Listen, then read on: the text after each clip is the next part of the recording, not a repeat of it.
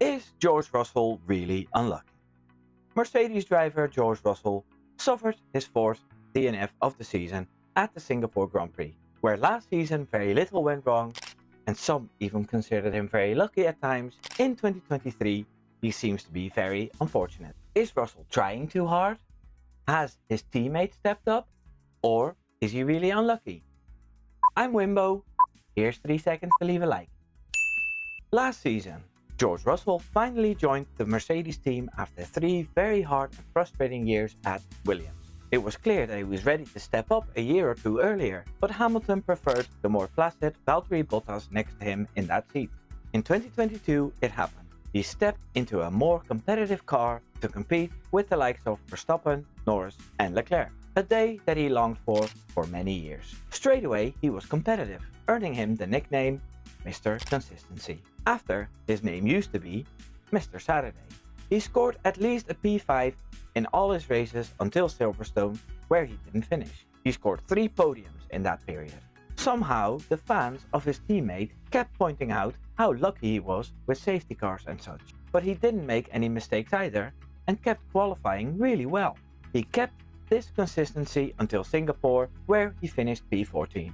That was a few races after he finished P2 in Zandvoort. In Brazil, he broke his cherry and scored his first win, kept his experienced teammate behind him in a thrilling end of the race. George Russell finished P4 in the standings in what Toto Wolff described as a box at times, scoring 275 points and beating Lewis Hamilton in the process. This season, the 2023 season is quite different for the young Englishman. Where last season he was in the top 5 nearly every single race, Russell was scoring more P7 and P8 finishes. He did manage a podium here and there, but the spice that he had in 2022 was gone, while the car was actually getting better to drive, no more porpoising and a better ride quality altogether. This season, it was the safety car working against him at times, something that doesn't get mentioned at all for some reason.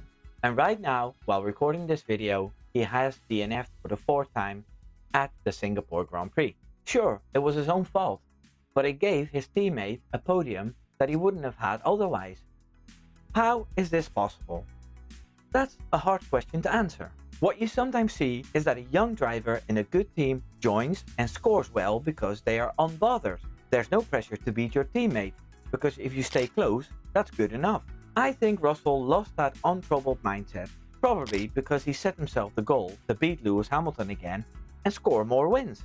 While he was optimistic and cheerful in 2022, the pressure of being in a top team with a 7-time world champion as your teammate is playing a big part in his performance. It's a pity, because I like George Russell in small doses, and you could see that he was really cut up about his shunt in Singapore.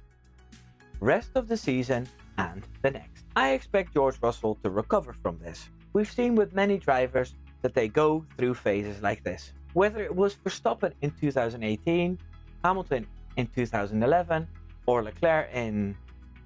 well, Leclerc still isn't over it. Yes. I think Russell will find his rhythm again before the season is over. In qualifying, he's on top of Lewis Hamilton already, and a good, decent race will do wonders. Then, for 2024, the W15 will most likely be another improvement, where a George Russell, who has become stronger after the 2023 hardship, will be a formidable opponent again for Lewis Hamilton in the inter-team battle. If he's able to take a shot at the 2024 title remains to be seen, but I'm sure it will be a better one for George Russell. Subscribe. Take care now. Doei doei.